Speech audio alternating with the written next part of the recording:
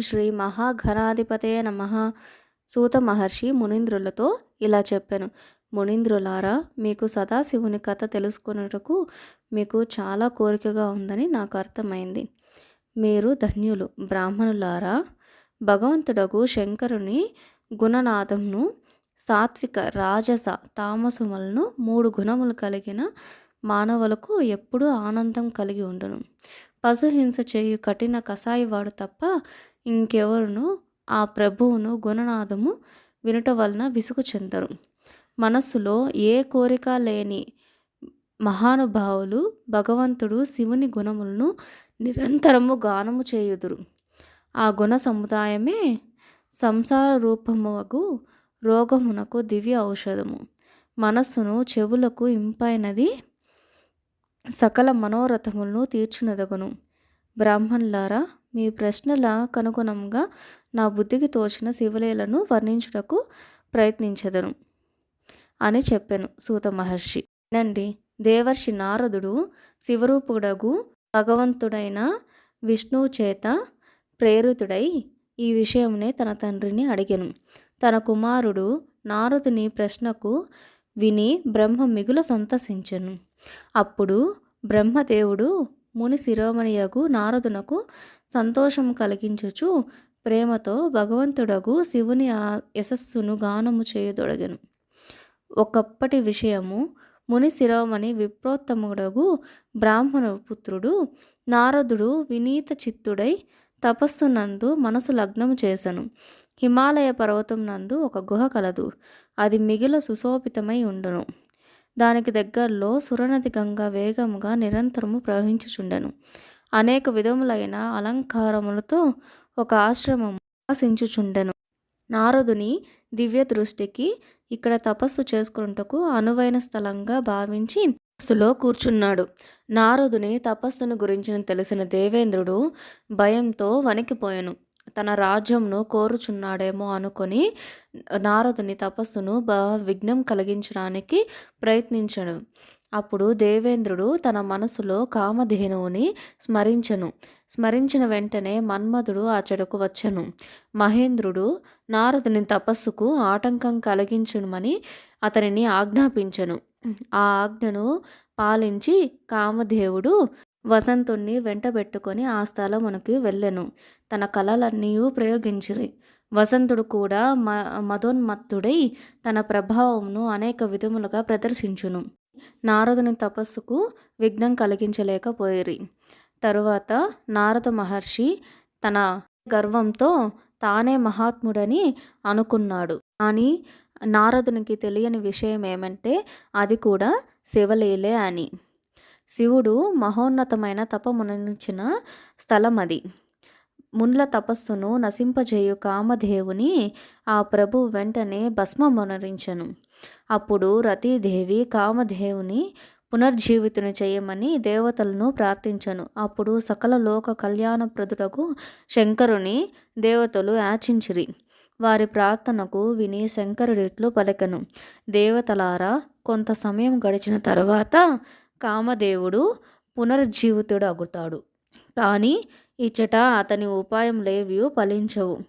అమరులారా, ఇచ్చట నిలబడి ఎంత దూరము మన నేత్రములు చూడగలవో అంత మేరకు మన్మధుని బాణములు ప్రభావమేమీ ఉండదు. దీనిలో అనుమానాలు ఏవీ లేవు. విషయం తెలియక మునీంద్రుడు కామదేవుని నేను జయించుతునని భావించెను. నారద మహర్షి తన విజయ గర్వంను తెలియజేయుటకై కైలాస పర్వతముకు వెళ్ళెను. అతడు విజయ మదముతో ఉన్మత్తుడగుచుండెను. అచ్చట రుద్రదేవునికి నమస్కరించెను. మునీంద్రుడు గర్వంతో తన్ను తాను మహాత్ముడని అనుకున్నాడు. రుద్రదేవుడు, నాయనా నారద, నీవు గొప్ప విద్వాంసుడవు, ధన్యవాదములకు తగినవాడవు. కానీ నేను చెప్పిన మాటలను శ్రద్ధగా వినుము. ఇక ఎప్పుడునూ ఈ విషయంను ఎవరికీ చెప్పకుము. భగవంతుడగు విష్ణుదేవుని ఎదుట ఈ విషయము ఎప్పుడునూ చర్చించకుము. నా ఎదుట చెప్పిన ఈ మాటలను ఇతరులెవరైనా అడిగినను చెప్పవలదు. సిద్ధికి సంబంధించిన విషయము గోప్యముగా ఉంచదగును. ఎవరి ఎదుట ప్రకటించరాదు. నీవు నాకు మిగుల ప్రియుడవు కనుకనే చాలా గట్టిగా నీకు బోధించుచున్నాను. ఎక్కడా నీవు చెప్పవద్దు అని రుద్రుడు బోధించెను. కానీ శివమాయ చేత మోహితుడైన నారదుడు తన తండ్రి వద్దకు వెళ్ళి జరిగిందంతా చెప్పెను. విషయం తెలిసిన బ్రహ్మ పరమశివుని పాదాలను తలుచుకొని స్మరించెను. ఈ నారదుడు అక్కడ నుంచి విష్ణులోకమునకు వెళ్ళెను. మునీంద్రుని చూచి భగవంతుడకు విష్ణుదేవుడు మిగుల ఆదరముతో లేచి నిలుచుండెను. వెంటనే ముందుకు వెళ్ళి మునీంద్రుని హృదయమునకు హత్తుకొనెను. నారదుని రాకకు కారణము ఆ స్వామికి ముందే తెలియను. నారదుని తన ఆసనం మీద కూర్చొనిబెట్టెను. భగవానుడకు శంకరుని చరణారవిందములను స్మరించుచు శ్రీహరి మునితో ఇట్లు చెప్పెను. నాయనా, ఎచట నుండి వచ్చుచున్నావు? ఇచటకు నీ ఆగమనమునకు కారణమేమి? మునివరా, నీవు ధన్యుడవు. నీ రాకతో మేము పవిత్రులమైతిమి అని భగవంతుని విష్ణుదేవుని మాటలతో గర్వముతో నిండిన మునీంద్రుడు మదముచే మోహితుడై తన వృత్తాంతమంతయు మిక్కిలి అభిమానంతో చెప్పి వినిపించెను. నారద మునీంద్రుని అహంకారముతో కూడిన మాటలను విని భగవంతుడు విష్ణుదేవుడు తన మనస్సులో కామ విజయం యొక్క యథార్థ కారణ పూర్తిగా తెలుసుకొనెను. తరువాత నారదుడు విష్ణుదేవుని పాదములను మ్రొక్కి అక్కడి నుంచి వెళ్ళిపోయెను. శివుని కోరికతో శ్రీహరి అప్పటికప్పుడు తన మాయను చేసెను.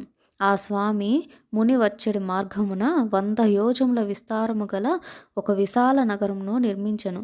అది అద్భుతమును గొలుపుచు మనోహరంగా నుండెను.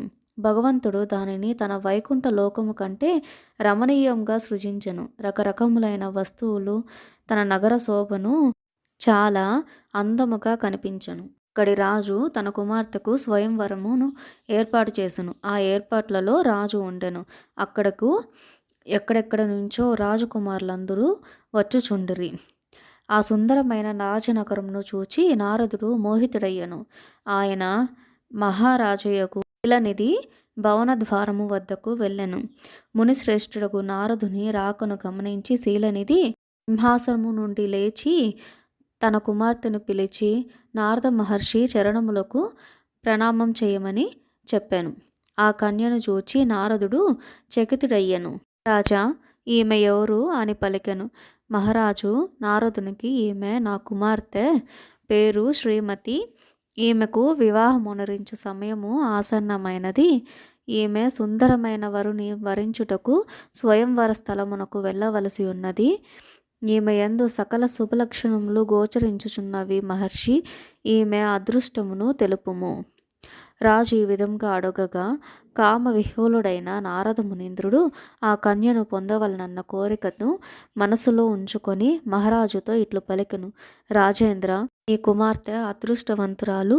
ఆమెకు కాబో భర్త శంకరునితో సమానమైన వైభవశాలి, సర్వేశ్వరుడు, అపరాజితుడు అయిన శ్రేష్ఠుడు అయి ఉండును అని చెప్పాను. మునీంద్రుడు ఈ విషయంనంతా విష్ణుదేవుని వద్దకు వెళ్ళి చెప్పి తనకు తనంత సుందరమైన శరీరమును కోరెను.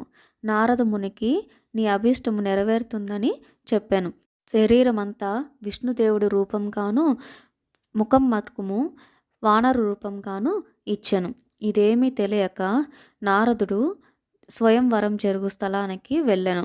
సభలోని వారు ఎవరునూ నారదుణ్ణి ఏమీ అనలేదు. ఇరువురు మాత్రం నారదుని చూసి అపహాస్యము చేసిరి. కానీ నారదుడు మటుకు అవేమీ పట్టించుకొనక శ్రీమతిని తలచుకొనుచున్నాడు. ఇంతలో సౌందర్యవతియగు రాజకుమారి వచ్చెను. రాజకుమారి స్వయంవరమాలతో అందరి దగ్గరకు వెళ్ళి చూచుచున్నది. నారదుని చూసి కోపంతో వెళ్ళిపోయెను. రెండవ వైపు వెళ్ళి చూచినది. తనకు నచ్చిన వరుడు దొరకలేదు. సభ మధ్యంలో ఉండి ఆలోచించుచుండగా భగవానుడు ప్రత్యక్షమయ్యను. స్వామి ఎవరికీ కనిపించలేదు. ఆ కన్యకు మాత్రమే కనిపించెను. కన్య ఆనందముతో స్వామికి మాలను వేసెను. స్వామి ఆ కన్యను పిలుచుకొని విష్ణులోకంకి తీసుకెళ్ళను. తరువాత తనతో పాటు తన రక్షణ కోసం వచ్చిన రుద్రగణములిట్లు పలికిరి. ఓ మునీంద్ర, నీవు వ్యర్థముగా కామోహితుడు అగుచున్నావు. సౌందర్య బలముతో రాజకుమారిని పొందగోరుచున్నావు. వానర సమానమైన అసహ్యించుకొనదగిన నీ ముఖమును చూచుకొమ్ము అని చెప్పిరి. వెంటనే నారదుడు కోపంతో శివగణములను శపించెను. మీరిద్దరూ నన్ను చూసి అపహసించుచుండిరి కనుక బ్రాహ్మణ వీర్యంతో జన్మించిన రాక్షసులగుదురుగాక. బ్రాహ్మణ సంతానమై కూడా రాక్షసులతో సమానమైన ఆకారమును కలిగి ఉంటారు అని శాపమును ఇచ్చినాడు. తరువాత విష్ణులోకమునికి నారదుడు వెళ్ళెను. నీవు కపటివి, సకల విశ్వమును మోహింపజేయగలవు, ఇతరుల ఉత్సాహమును గొప్పతనమును సహించలేవు. మాయావివి, నీవు అంతఃకరణ మలినమైనది. పూర్వము మోహిని రూపమున అసురులకు వారిని మధురమును త్రాపి మోసగించితివి. వారిని అమృతపానము చేయనివ్వలేదు. అని పరిపరి విధాల స్వామిని దూషించి శపించెను. విష్ణు భగవానుణ్ణి భూలోకమున జన్మించి రామావతారము ఎత్తు అనేసి చెప్పెను. నీకు భార్యావియోగము కలుగునని చెప్పెను. నాకు ఏ వానరు ముఖమైతే ఇచ్చినావో అదే వానరులు నీకు సహాయం చేస్తారు అని చెప్పెను. ఆ శివగణములే రామావతారంలో రావణాసురుడు, కుంభకర్ణుడు.